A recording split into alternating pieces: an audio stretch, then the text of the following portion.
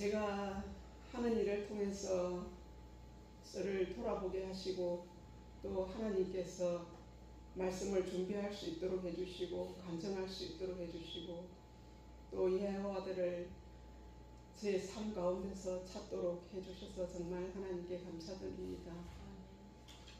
제가 아이들을 가르치고 있으니까 이게 또 제 일이다 보니까 아이들을 통해서 그 아이들을 통해서 저는 거울을 보는 듯한 느낌을 받습니다. 사람의 연약함이나 부족함 또 변명하는 모습 잘못했을 때 숨기고 싶고 부끄러웠던 것들 그때 나타나는 그 반응들을 저는 아이들을 통해서 많이 봅니다. 그래도 저는 그런 생각이 듭니다. 다른 어떤 곳보다 아이들을 통해서 볼 수 있으니 참 다행이다 싶고 실수를 해도 또 잘못을 해도 믿거나 그렇지가 않고 예뻐서 이 예쁜 이 아이들을 통해서 저를 또 바로 이렇게 갈 수 있도록 인도해 주셔서 너무나 감사합니다. 그런데 제가 있는 학원이라는 곳이 참 신기합니다. 같은 조건 하에서 물론 이 조건이 같다고는 말할 수가 없습니다. 조건이 같을 수가 없지요. 그렇지만 공부를 하는 학생과 잘 하지 않는 학생의 차이가 있습니다. 그게 무엇인지 아십니까? 일단 공부를 하는 학생, 열심히 하는 아이들은 특징이 일단 수업 시간에 충실하고 숙제를 빼먹지를 않습니다. 그리고 책을 잃어버리는 일이 없습니다. 이 교재라든지 학습지를 잃어버리는 일이 없고 그 학업에 필요한 도구들을 이렇게 잃어버리는 일이 잘 없습니다. 물론 내색을 하지는 않겠지만 학원에 들어올 때도 그 모습이 참 밝습니다. 웃으면서 인사하면서 이렇게 들어오는데 아주 편안한 얼굴로 들어옵니다. 그래서 저도 또 편하고 맞이하는 게 그렇습니다. 그런데 이제 공부를 하고 싶지 않은 애들이 있습니다. 얼마나 놀고 싶겠습니까? 그 이제 초점이 학습이 아닌 다른 곳에 꽂혀 있는 아이들의 특징은 저를 보면 묻지도 않는데 막 대답부터 합니다. 제가 숙제를 왜 못했는지 아세요? 어제 우리 집에 손님이 오셨거든요. 사촌이 왔거든요. 부모님이 어젯밤에 갑자기 외출을 하셨거든요. 부모님이 외출을 한 것이 그 숙제를 못하는 것과 무슨 상관이 있는지 저는 잘 모르겠습니다만 그렇게 얘기를 합니다. 또 배가 아팠다는 둥, 머리가 아팠다는 둥, 심지어는 발가락이 아팠다는 둥 정말 묻지도 않았는데 어떻게 그렇게 섬세하게 다 얘기를 하는지 잘 모르겠습니다. 근데 더 중요한 것은 숙제를 안 해온 아이들은 꼭 짜증을 냅니다. 제가 숙제를 안 했다고 뭐라 하기도 전에 짜증을 냅니다. 그게 아마 숙제 때문에 받는 스트레스가 있는 것 같습니다. 선생님이 숙제를 내주니까 가방이 무거웠어요.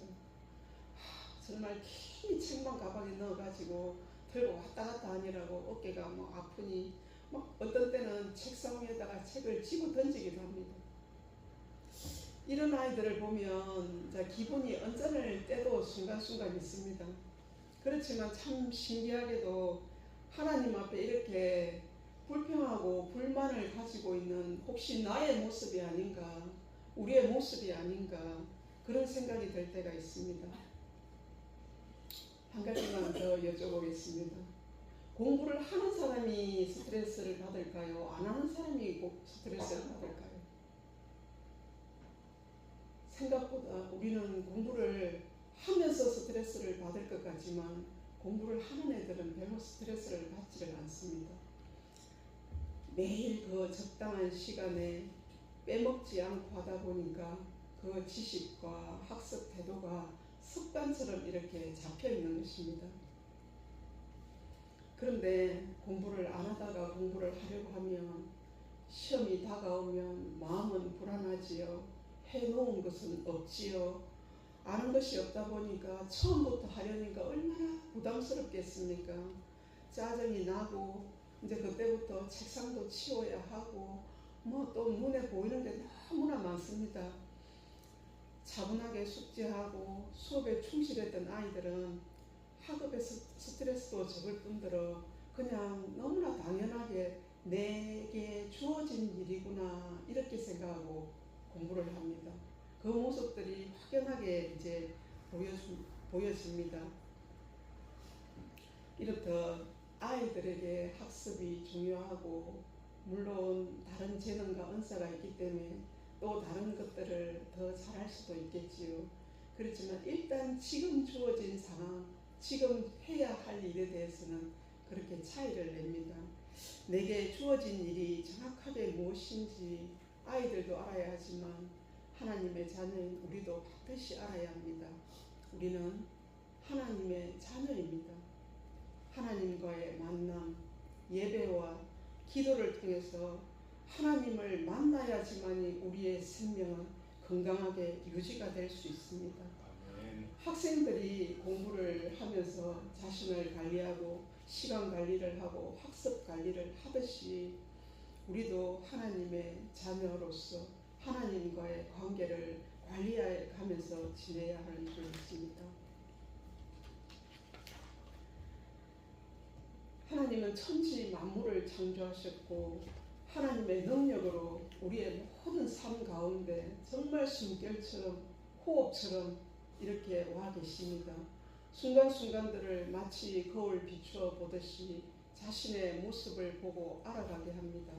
창세기 2장 17절의 말씀, 여호와 하나님이 땅의 흙으로 사람을 지으시고 생기를 그 코에 불어 넣으시니 사람이 생명이 되니라. 그렇습니다. 하나님은 우리를 흙으로 만드시고 하나님께서 생명을 불어 넣어 주셨습니다. 생명은 생명의 기운입니다.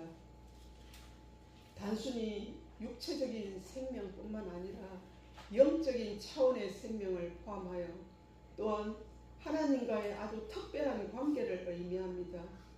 세상 사람들은 이해할 수가 없지만 우리에게는 특별한 아버지가 있습니다. 늘 나의 하나하나를 살피시고 내 마음속에 일어나는 그 조그만 소망까지도 아시고 부끄러워서 차마 사람들에게 말할 수 없는 죄도 아시고 또 아픈 상처도 아시며 나의 걱정과 근심과 두려움을 다 아시는 분이 아버지 하나님이십니다. 나를 아시는 그 아버지 앞에 무엇을 주절주절 얘기하겠습니까? 그저 주여 주여 아버지 하고 부르기만 해도 그 아버지는 다 아십니다. 왜냐면요, 나를 만드셨기 때문입니다. 우리도 자녀를 키워봤지 않습니까? 아이의 얼굴빛만 봐도, 그런 거리만 봐도 이 아이의 걱정거리가 무엇인지, 이 아이의 참 근심거리가 무엇이고 무엇이 필요한지를 압니다. 얼굴을 보지 않아도 목소리만 들어도, 우리 멀리서 전화가 와도 그 목소리만 들어도 우리 자녀들의 상황을 다 알 수가 있지 않습니까? 이 부족한 육신의 부모도 알 수가 있는데 하물며 나를 만드시고 천지 만물을 창조하신 하나님이 어찌 알지 못하시겠습니까?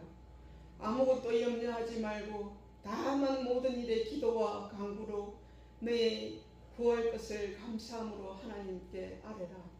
그리하면 모든 지식에 뛰어난 하나님의 평강이 그리스도 예수 안에서 너의 마음과 생각을 지키시리라.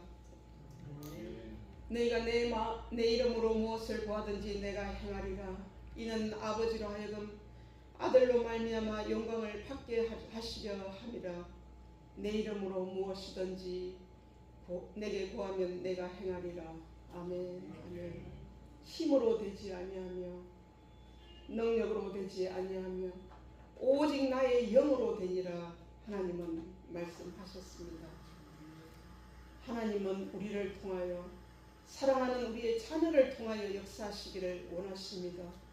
천지 만물을 창조하시고 통치하시며 역사하시는 하나님 아버지의 우리가 선한 도구로 우리의 가정이, 우리의 자녀가, 우리 새로운 교회가, 우리 민족이 쓰임받아야 할 줄을 믿습니다. 아멘.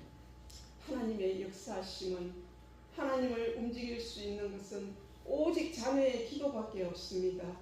올해 다니엘 기도의 예배를 통해서도 드러나는 많은 분들의 관점과 하나님께 올려드리는 그 감정들이 오직 하나님, 그분들은 항상 기도하는 분들이었고 자녀로서의 그 자리를 떠나지를 않았습니다. 내 딸이, 내 아들이 부르짖는 소리를 나의 아버지는 외면하지 않으십니다. 이 육신의 부모도 아이가 넘어져 울면 상처난 곳을 싸매주고 눈물을 닦아주고 업어주고 위로해주지 않습니까? 이사야 59장 1절의 말씀, 여호와의 손이 짧아 구원하지 못하심도 아니요 귀가 둔하여 듣지 못하심도 아니요 오직 너의 죄악이 너희와 너희 하나님 사이를 갈라놓고 너희 죄가 그의 얼굴을 가려서 너희에게서 듣지 않으시게 함이니라. 우리는 알면서도 짓고 때로는 무지해서 짓기도 하고 어리석어서 욕심으로 인하여 피투성이와 같은 하루하루를 보낼 때가 있습니다. 그러나 미워했고 시기질투했던 마음, 교만했던 마음, 나의 유익을 먼저 생각했던 그 모든 잘잘못을 회개하는 시간을 주십니다. 기회를 주시는 분이 하나님이십니다. 놓치지 마시기를 바랍니다. 아멘. 주님 앞에 고요히 엎드려 회개하면 감사가 터집니다. 회개의 눈물을 통하여 알 수 없는 평안이 찾아옵니다. 잔잔한 기쁨이 햇살을 받은 물결처럼 빛나는 것을 여러분은 경험하게 될 것입니다. 하나님은 죄인의 기도를 들으십니다. 참된 마음으로 죄를 회개하면 하나님은 그 마음의 기도를 들으십니다. 우리가 기도하는 자리에 앉으면 가장 먼저 무엇이라고 합니까? 무엇을 먼저 얘기합니까? 다른 것 아무것도 필요 없지 않습니까? 아버지, 아버지 부르지 않습니까? 우리의 이 부르짖음이 주여 하고 부를 때 이 부르짖음이, 그 기도는 이미 완성되었고 응답되어졌다고도 할 수 있습니다. 하나님의 이름을 애절하게 불렀던 사람이 있습니다. 여리고에 있는 바디메오라는 사람입니다. 거지입니다. 날 때부터 눈이 보이지 않고 여리고 근처에서 구걸하며 살아가는 소경이었습니다. 오죽하면 이름도 없습니다. 바디메오라고 하니 그게 이름인 줄 알았더니 찾아보니 그게 아닙니다. 바는 아들이라는 뜻이고 디메오는 그저 아버지의 이름인 듯합니다. 그저 김아무개의 아들, 정아무개의 아들이라는 그런 이름밖에 안 됩니다. 날 때부터 앞을 볼 수도 없었고 가난하고 불쌍한 이름조차도 없는 그런 존재였습니다.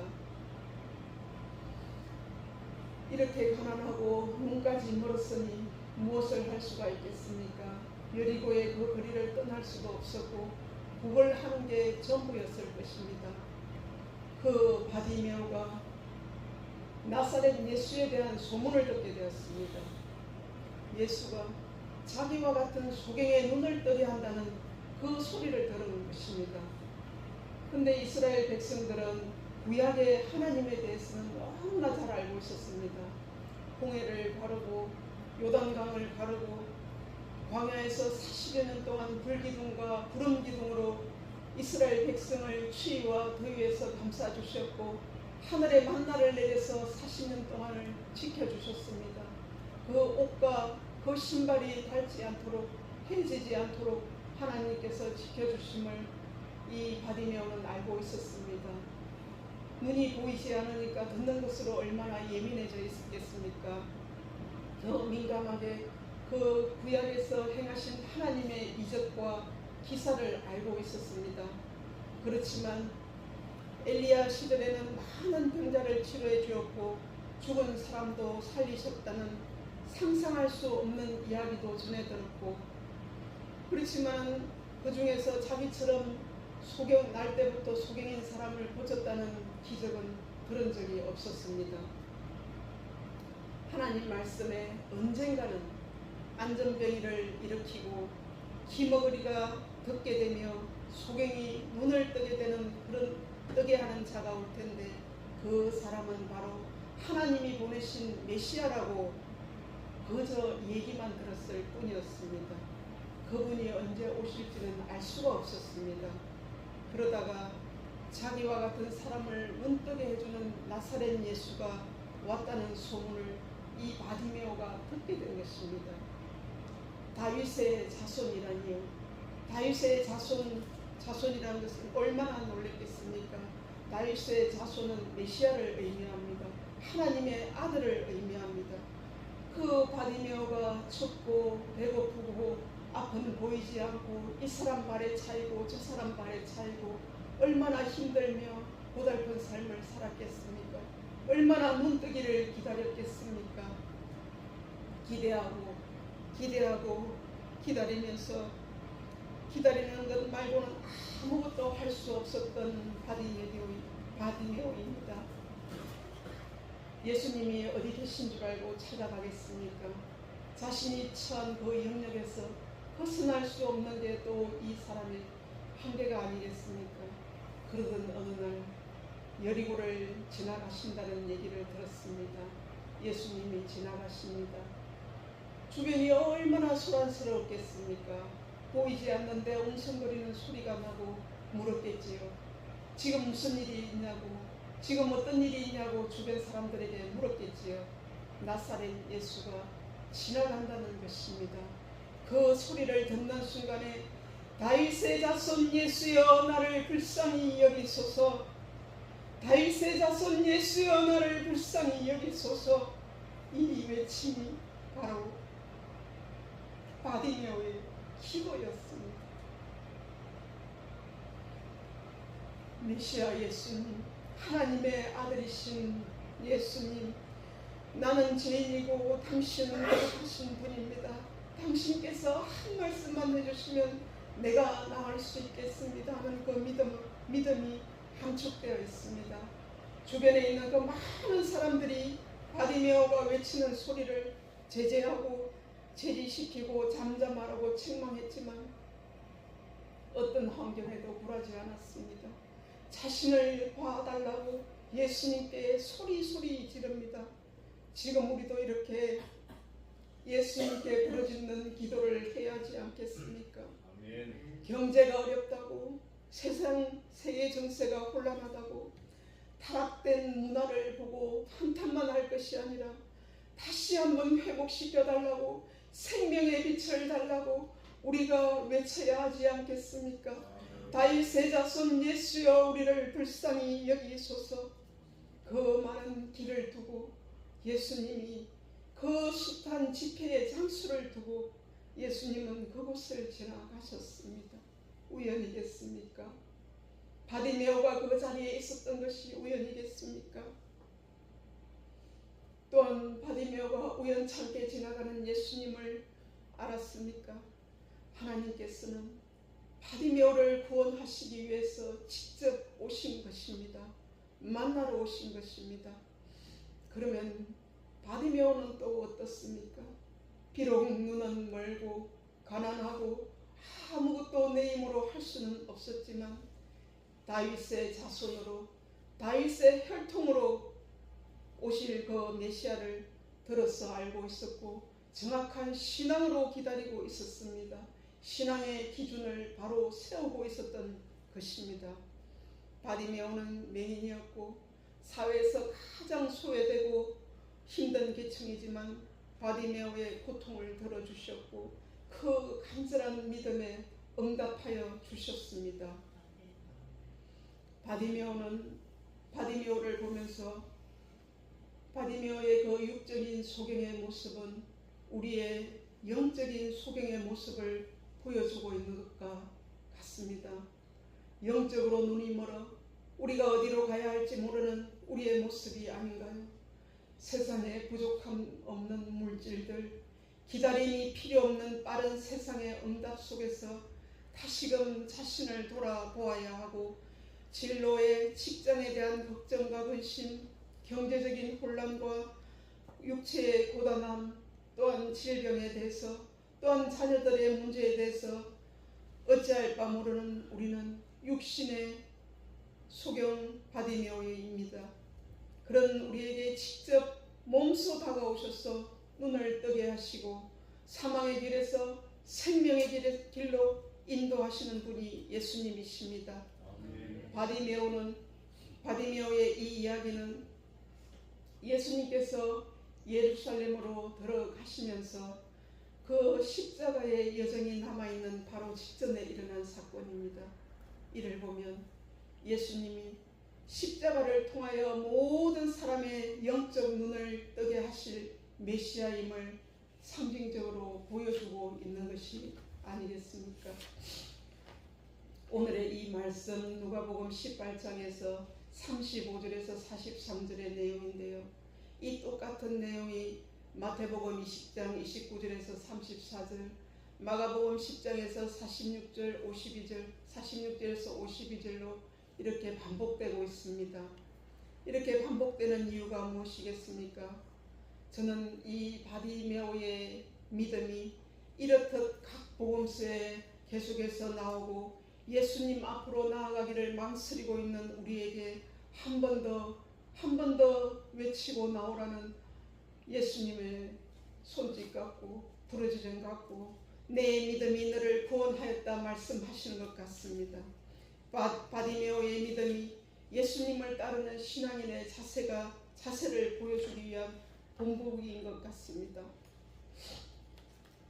베드로전서 1장 24절에서 25절의 말씀, 너희가 거듭난 것은 썩어질 씨로 된 것이 아니요 썩지 아니할 씨로 된 것이니 살아있고 항상 있는 하나님의 말씀으로 되었느니라. 그러므로 모든 육체는 풀과 같고 그 모든 영광은 풀의 꽃과 같으니 풀은 마르고 꽃은 떨어지되 오직 주의 말씀은 세세토록 있도다 하였으니 너희에게 전한 복음이 곧 이 말씀이니라. 하나님께서 하나님의 형상으로 우리를 만드시고 우리 하나님의 그 생기를 불어넣으셨고 능력을 다하여 주셨습니다. 그 중에 가장 큰 능력이 자녀가 아버지를 부를 수 있도록 아버지의 이름을 부를 수 있도록 해주신 것이 아니겠습니까? 주여 아버지 하고 부를 때 내가 응답하마 약속해 주셨습니다.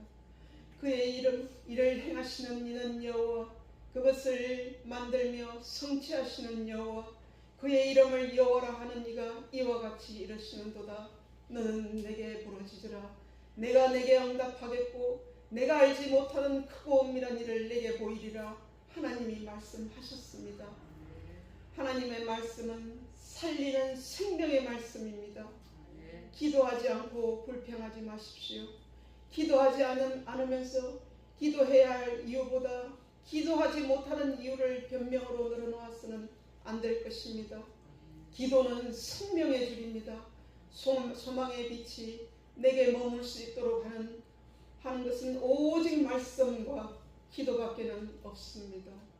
스물스물 기어들어오는 절망이 근접하지 못하도록 하는 것은 오직 기도밖에 없으며 이것을 이기는 것은 기도의 힘이고 기도의 능력입니다. 아주 깜깜한 곳이나 영화관에 갔을 때나 또는 정전이 되었을 때 한번 생각을 해 보십시오. 여러분은 어떻게 하십니까? 너무나 어둡기 때문에 눈을 아주 크게 뜹니다. 이게 저는 당연한 건 줄 알았습니다. 눈을 크게 뜨면 보일 것이다. 이게 뭐냐면 그 중학교 한 3학년 과학교과서에 나오는 내용이기 때문에 제가 이렇게 좀 상세하게 합니다. 눈을 크게 뜨는 이유가 우리 눈에는 홍채라는 게 있습니다. 이 홍채는 빛의 양을 조절하는 조리개와 같은 것입니다. 어두운 곳에 들어가면 이 홍채가 수축하면서 조그마한 빛이라도 더 감지하고 빛을 받아들이기 위해서 눈을 크게 뜹니다. 그러나 대신에 아주 강한 빛이 있는 곳이나 밖에 나가면 우리가 저절로 눈이 아주 작게 떠지게 됩니다. 눈을 감아도 밝은 빛 가운데 있으면 그 빛을 감지하게 됩니다. 영적인 눈을 뜬다는 것은 어두운 곳에서 빛을 감지하기 위해 조리개를 작동하는 것과 마찬가지인 것 같습니다. 바늘 구멍 같은 빛이 들어오는 곳을 바라보고 있으면 또 그곳을 바라보고 걸어가다 보면 어느새 우리가 빛 가운데 서 있는 것을 경험하게 되실 것입니다. 지금은 너무나 깜깜하고 지금은 앞이 보이지 않지만 한 줄기 바늘구멍 같은 빛이라도 보인다면 그 빛을 잡으십시오. 그 빛은 예수 그리스도이시며 생명이시며 진리가 되시는 우리 하나님 아버지의 모습이며 우리를 위해서 십자가에 죽으신 주 예수 그리스도의 모습이십니다. 우리가 다 함께 그 길을 걸어가기를 원합니다. 우리들의 일상이 바쁘고 할 일이 쌓여 있습니다. 그러나 질서가 있어야 합니다. 순서가 있어야 합니다. 질서도 계획도 순서도 없이 살다 보면 정말 뭘 했는지 모르겠는데 정신 차리고 보면 이렇게 또 시간이 지났구나 한탄할 때가 있습니다. 시간은 빠르고 한 일은 없다고 한숨 쉬지 마시고 우리를 기다리지도 않고 우리가 잡을 수도 없는 이 속절없이 흘러가는 이 시간들은 하나님께서 허락하신 선물과 같은 시간입니다. 그저 흘러보낼 수 있는 시간이 아닙니다. 하나님께서 주신 선물입니다. 내가 다른 사람에게 선물을 했는데 그 사람이 내가 보낸 선물을 홀대할 때 기분이 어떻습니까? 하나님께서 우리에게 이 주신 귀한 선물입니다. 이 시간들 기도의 시간으로 채우시고 가장 귀한 시간을 하나님께 내어드리고 하나님과 의논하고 하나님의 사랑을 나누고 하나님의 음성을 들으면서 지금 우리의 기도 제목들이 훗날 우리의 감정의 제목이 되고 우리 감정의 주제가 되고 하나님 영광 받으시는 일이 되고 우리 삶의 기쁨이 되며 또한 그리스도를 증거하는 일들이 되실 줄을 믿으시고 기대하며 기도하는 우리 모두가 되시기를 예수 그리스도의 이름으로 축원합니다. 아멘.